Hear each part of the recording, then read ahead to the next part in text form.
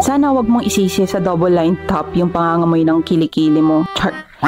So as a pawisin girly na natry ng mga moy yung shirt niya, not because it's double line. Back then, hindi ko alam kung bakit. Like, ano bang problema? Naligo naman ako, nagdiyo naman ako. Anong problema? Nangangamoy siya, tas hindi siya matanggal-tanggal kahit anong laba ko. At yung maibibigay kong tips that work for me and I wish that will work for you as well. Ganito kasi yun. Number 1, if pawisin kayo, kagaya ko, if alam nyo naman na whole day kayo, like buong araw kayong pagpapawisan, make sure to freshen up every once in a while.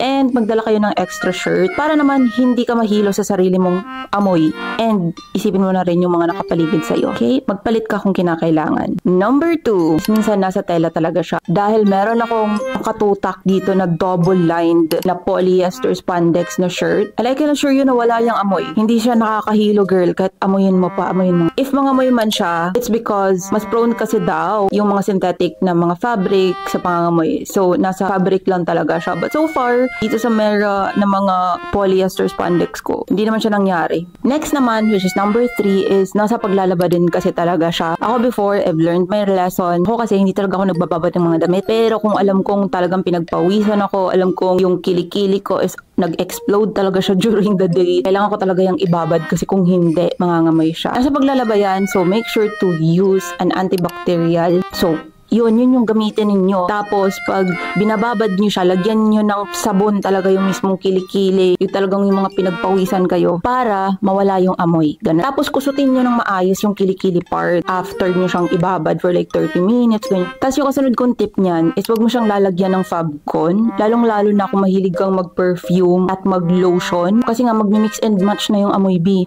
Like, amoy ng sabon, amoy ng Fabcon, amoy ng lotion na ilalagay mo, amoy ng deodorant, and yung pawis mo.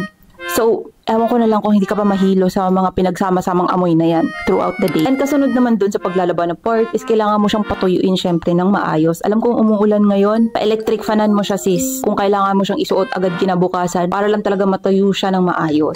And yung pang-apat is dapat maligo ka. And hindi lang basta maligo ka, gumamit ka ng antibacterial soap. Huwag kang gumamit ng Kojic kapag pangkilikili mo. Huwag mong gamitin yan sa kilikili mo dahil nga hindi naman ata yun antibacterial. Antibacterial ba ang Kojic? Di ko alam, pero gumamit ka ng Safeguard. Ayun, mag-mention ako ng brand. Safeguard, Bioderm. Basta yung mga antibacterial soap, kung ano mang brand yung bet mong gamitin. Tapos ibabad mo siya ng mga ilang minuto. Like, ayun, para mamatay yung mga germs. Basta merong mga recommendations yung Dermagirl na pampabawas talaga ng bacteria sa kilikili. Yun yung gamitin mo. So yun siya sis, I hope na makatulong yun, Beb. Kasi nga, as a pawisin girly, may times din talaga na nangangamoy ako. Amoy pawis, amoy lupa, lahat na hindi ako yung mga kagaya ng iba sa inyo na biniyayaan na ang fresh ng kilikili 24 hours na mabango pa din. Yung sa akin hindi, mahihilo ka kapag hindi ko to inalagaan. So bukod sa'yo, ako din mahihilo din ako pag hindi ko siya inalagaan, kaya kailangan kong humanap ng paraan. Sana makatulong tong video na to. Sabihin nyo kung hindi, wala lang akong ibang alam pa. Magpa-doktor na lang kayo kapag pa rin, may something pa rin yung kilikili. Maybe sa kinakain, ewan ko, hanap kayo ng skin doctor pagka gano'n. Okay?